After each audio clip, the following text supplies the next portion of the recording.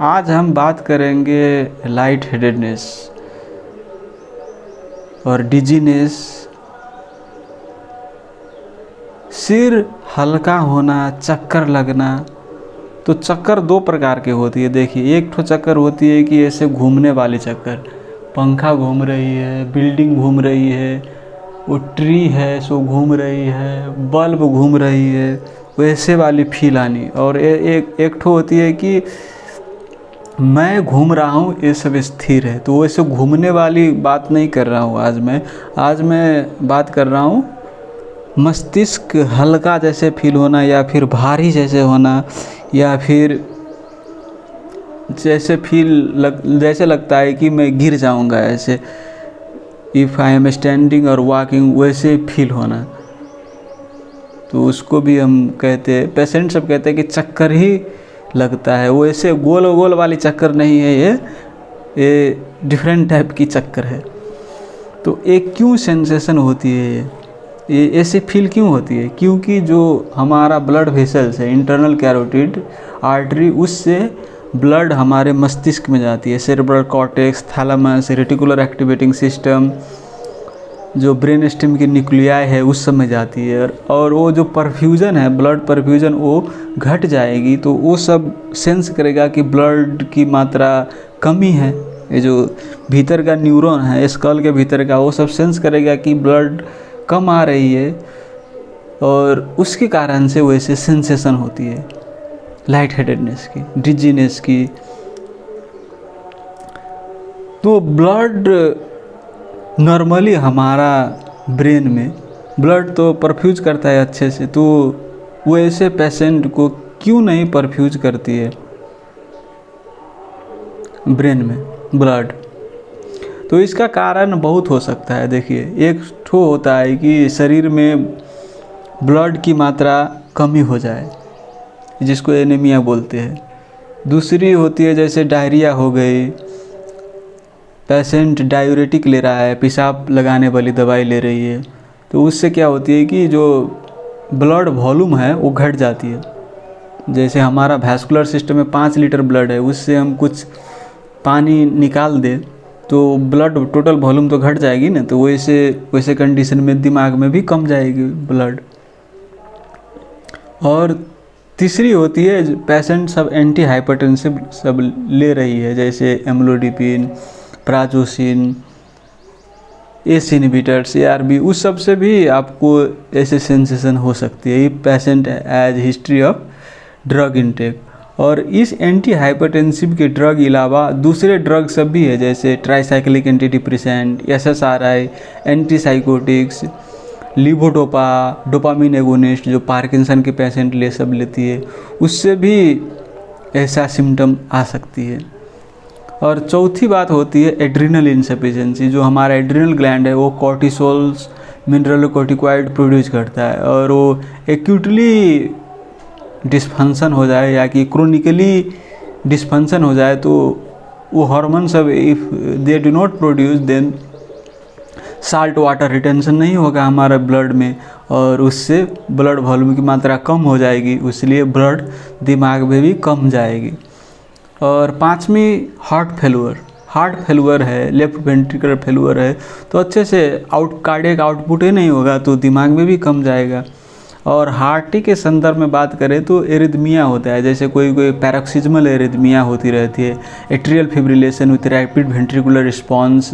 जब पैरोक्सिज्मल हो रही हो तो हम ECG करेंगे, तब भी हमें नॉर्मली देखने को मिलेगी। यदि वो एट्रियल फिब्रिलेशन परसिस्टेंट है, तब हम पिकअप कर लेंगे। वो 10 सेकेंड हम ECG लीड कनेक्ट करेंगे तो उसमें हम पिक कर लेंगे। लेकिन पेशेंट को पैरोक्सिज्मल और एपिसोडिक हो रही है, तो वो ECG में भी नहीं मिस कर जाएगी, या कि आपको 24 घंटा ECG मॉनिटर करना पड़ेगा, या कि 7 दिन तक ECG मॉनिटर करेंगे तब पिकअप कर सकते हैं, राइट। तो वैसे इंटरमिटेंट होने वाली एरिथमिया, जैसे कुछ हार्ट ब्लॉक सब भी इंटरमिटेंट आ सकती है, जैसे complete heart block, मोबिस type 2 block, वो सब भी इंटरमिटेंट आ सकती है। इसलिए हम वो 12 लीड ECG 10 सेकेंड वाली स्ट्रिप पर हम रिलाई नहीं कर सकते हैं, या कि 24 घंटा करनी है वैसे पेशेंट को, या कि 7 दिन तक करनी है। 7 दिन तक वो मशीन लगा देती है और पेशेंट की हार्ट रिदम मॉनिटर करती रहती है, और 7 दिन के बाद जितने भी रिदम है वो सबको एनालिसिस करनी पड़ती है कि एरिथमिया, एपिसोडिक एरिथमिया आ रही है कि नहीं आ रही है। और हार्ट के अलावा जैसे एओर्टा में स्टेनोसिस हो जाए, जैसे ओल्ड एज की पेशेंट में नॉर्मली भी डिजेनरेशन होने लगती है। जो भाल्व है एओर्टिक भाल्व, उसमें कैल्शियम सब डिपॉजिट होकर उसका जो ओपनिंग है उसको नैरो कर देती है, और जब ओपनिंग नैरो हो जाए तो एओर्टा से जो जाने वाली ब्लड है उसकी मात्रा कमी हो जाएगी और ब्लड ब्रेन में भी कम जाएगी।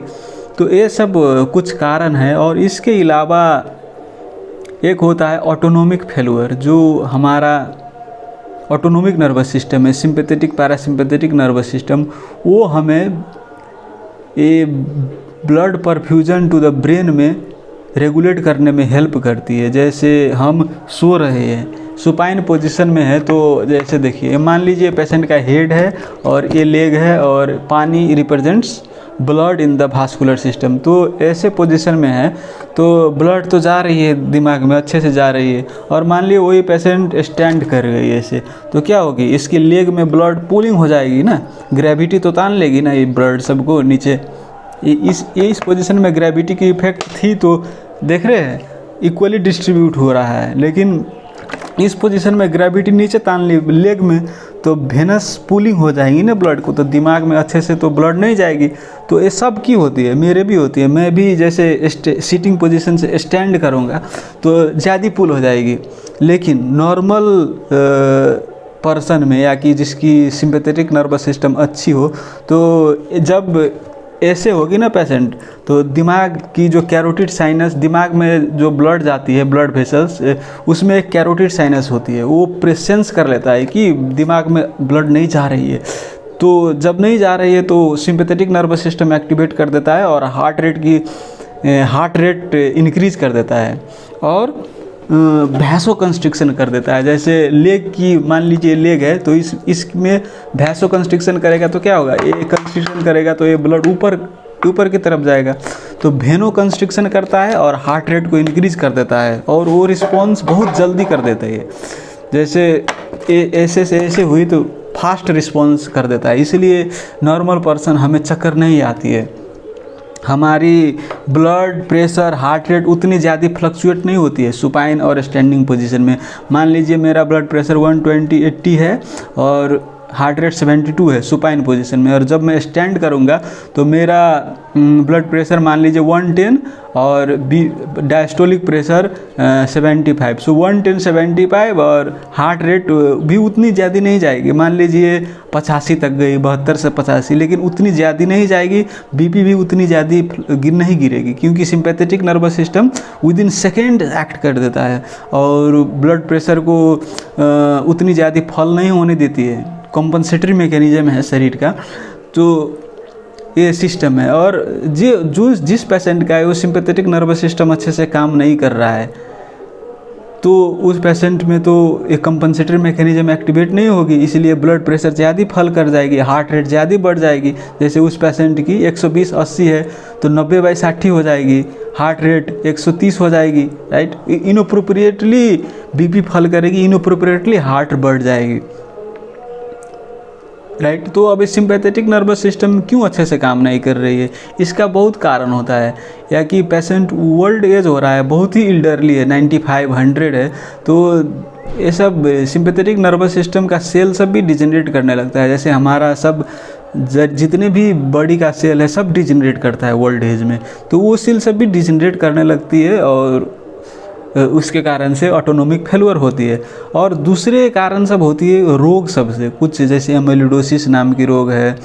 एमिलोइडोसिस में वो एबनॉर्मल प्रोटीन डिपॉजिट कर जाती है उस सेल के बीच में और सेल को डिस्ट्रॉय कर देती है। तो एमिलोइडोसिस, डायबिटीज़ मेलाइटस में भी ब्लड शुगर की मात्रा बढ़ जाएगी, तो कंटिन्यूस लॉन्ग टर्म में बढ़ती रहती है। तो उस जो ब्लड वेसल जो नर्व को सप्लाई करती है वो सब अच्छे से परफ्यूज नहीं करती है, और उसके बाद उस सब नर्व फाइबर में इस्कीमिया होकर वो सब अच्छे से काम नहीं करती है।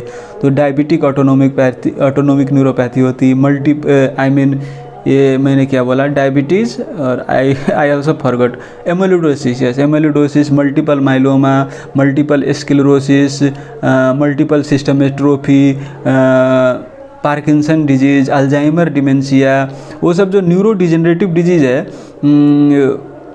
तो ओल्ड एज में तो वैसे भी डिजेनरेट होता है, लेकिन किसी पेशेंट की अर्ली एज में भी डिजेनरेट करने लगता है। जैसा कोई पेशेंट को 55 वर्ष की उम्र में, 60 वर्ष की उम्र में भी डिजेनरेट करता है, और कोई पेशेंट को 90 वर्ष तक भी नहीं डिजेनरेट करता है। ये टॉपिक ही डिफरेंट है, किस पेशेंट को कब डिजेनरेट करेगी। ये I want discuss this topic in this video because this is already 10 minute. तो ये फिक्स नहीं है, राइट। वो बहुत फैक्टर पर डिपेंड करता है, कब न्यूरो डिजेनरेशन, सेल का डिजेनरेशन कब हो, किस एज में हो। तो ये सब के कारण से जो सिंपैथेटिक नर्वस सिस्टम है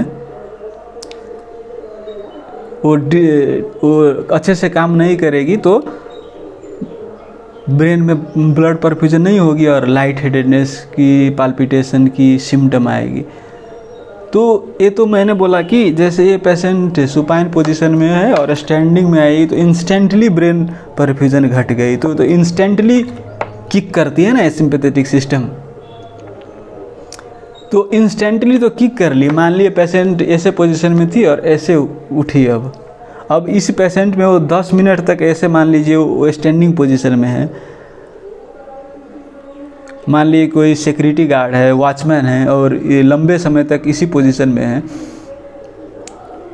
तो जब तक वो स्टैंडिंग पोजीशन में रहेगा तब तक उसकी सिंपैथेटिक सिस्टम एक्ट करती रहेगी। जब हम चलते हैं, अब यही पर्सन जब मान लीजिए वॉक कर रहा है तो क्या होता है कि नीचे का काफ मसल भी कंट्रैक्ट करता है। हमारा जो मसल सब जो है सो कंट्रैक्ट करता है ना, तो जब मसल कंट्रैक्ट करता है तो मसल के बीच में तो ब्लड वेसल सब होती है। मसल, मान लीजिए मसल है तो ब्लड वेसल को कंस्ट्रिक्ट करती रहते हैं ना, तो वही पुश करती रहती है ब्लड हार्ट को, और परफ्यूजन कर रहा थी, कार्डियक आउटपुट अच्छी रहती है। लेकिन जब वो सब वॉचमैन है, सिक्योरिटी गार्ड है, तो वो जब लंबे समय तक स्टैंडिंग पोजीशन में है तो उसके लिए तो सिंपैथेटिक सिस्टम तो अच्छी होनी चाहिए, क्योंकि सिंपैथेटिक सिस्टम लॉन्ग टर्म जितनी देर तक वो स्टैंडिंग पोजीशन में रहेगी उतनी देर तक काम करते रहेगी ब्रेन को परफ्यूजन करने के लिए। और वैसे पेशेंट में जब सिंपैथेटिक सिस्टम अच्छे से काम नहीं कर रही है तो इनएडिक्वेट सेरेब्रल परफ्यूजन की सिम्टम आ सकती है। तो इंस्टेंटली मैंने क्या बोला कि ये पेशेंट जब ऐसे पोजीशन में आए तो इंस्टेंटली सेरेब्रल परफ्यूजन घट गई, ऑर्थोस्टैटिक हाइपोटेंशन हो गई, राइट।